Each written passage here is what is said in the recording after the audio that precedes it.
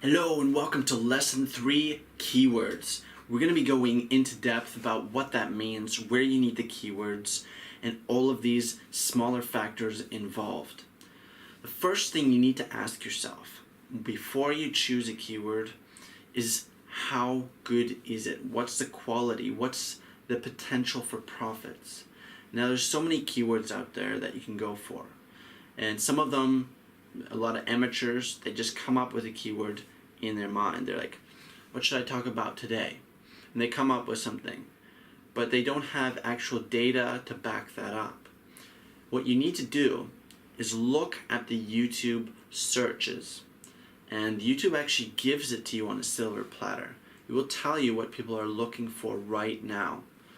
It will basically give you the auto suggestions when you start typing. And that's exactly what people are looking for right now on YouTube. So how do you know if it has a high demand, if it has a high search volume, and if it's worth targeting, if it's worth spending the time, effort, and money to create content around it? It's a really good question.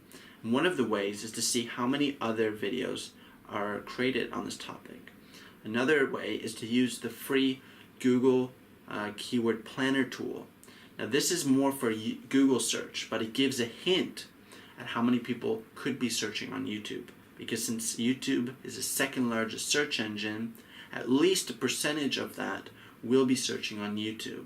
So if you find a keyword that gets 1,000 monthly searches on Google, you can be sure that at least 10% will be searching on YouTube. So that's an idea, that's a really good tip to see how in demand a keyword is. Now, when I'm talking about keywords, I don't mean a single word. I mean one or more words that form a phrase. You can call them keywords, you can call them key phrases, you can call them whatever you want. They have many different names. The key is, what are people looking for? What's their intention behind it? So that's the next part. What is the intention?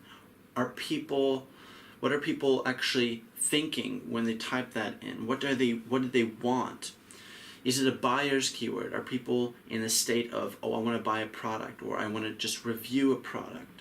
Or are they just searching and becoming aware of it? Which part of the buying phase are they? And that will help you determine how profitable it is.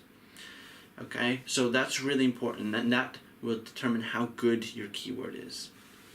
How long is your description text? I recommend at least 300 words or more. 300 words or more, it may seem like a lot. So if you don't want to write that manually, then there's different tools out there that can help to come up with keyword ideas, key phrases. But more specifically, just transcribe your video. Get it transcribed, paste the transcription in there, and you have a lot of great content. YouTube allows up to 5,000 characters in the description box. Now, depending on the number of characters in your words, that depends, but I would start with at least 300 words for your description, minimum.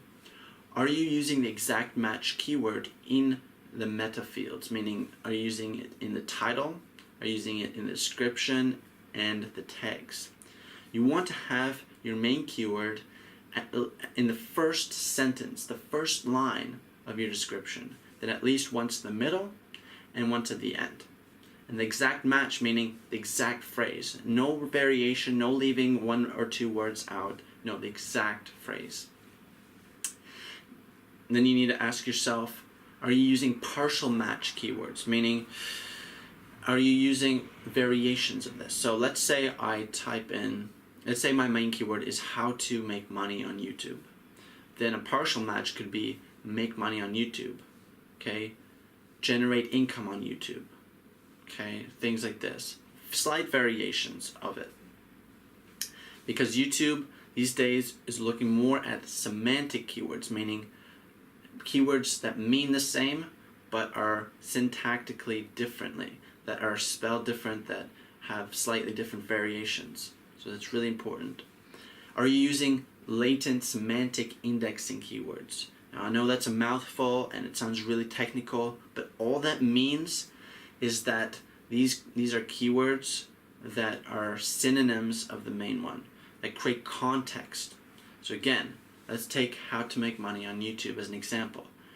Similar LSI keywords, or latent semantic indexing keywords, would be like make money on YouTube, generate income on YouTube, YouTube marketing, YouTube make money online, internet marketing, very, very broad, but it gives it context. Things like this will give context to YouTube and create that network of relationships that will determine how relevant your video is to the main keyword. So it's really important to have these and sprinkle them into your description, into your tags, and even a secondary keyword in your title.